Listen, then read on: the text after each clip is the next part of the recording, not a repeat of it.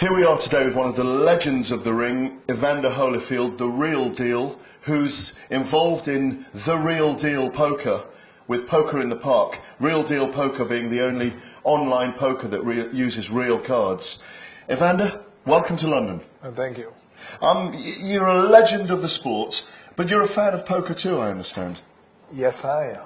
Do you have your limits? Well, yes, always.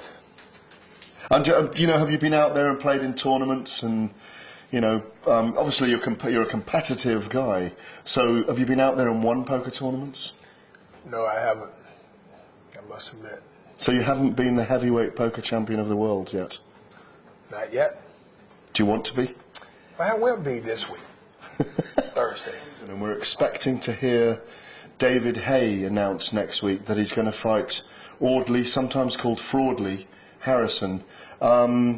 Is that a fight that disappoints you, that here's a guy defending the WBA heavyweight title to someone who perhaps isn't considered to be in the top notch?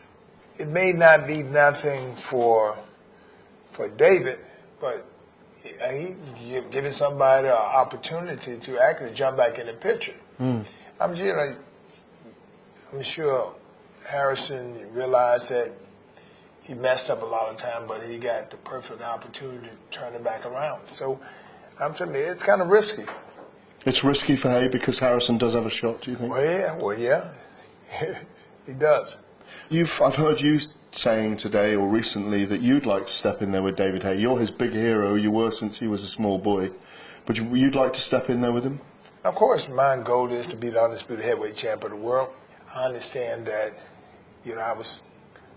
he was a fan of mine, but when it all comes down, you want to be the very best, so it's a great opportunity.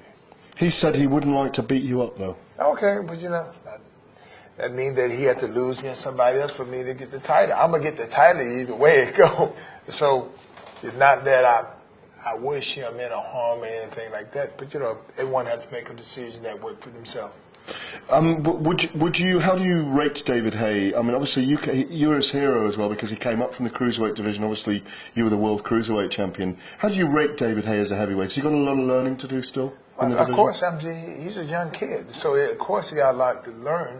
To me, the attribute that he have good hand speed, good punching power, but he hadn't been tested fully yet because that's a big part of life. You got to go through some tests. So, he hadn't been hurt yet, but you don't fight to get hurt. But he had that youth on his side, and he do things because it feel good, and somehow because it feel good, make you fight good. Yeah. And when you're older, you have to concentrate. And you have to pour more to get yourself in a position where David Haye is there. He love it.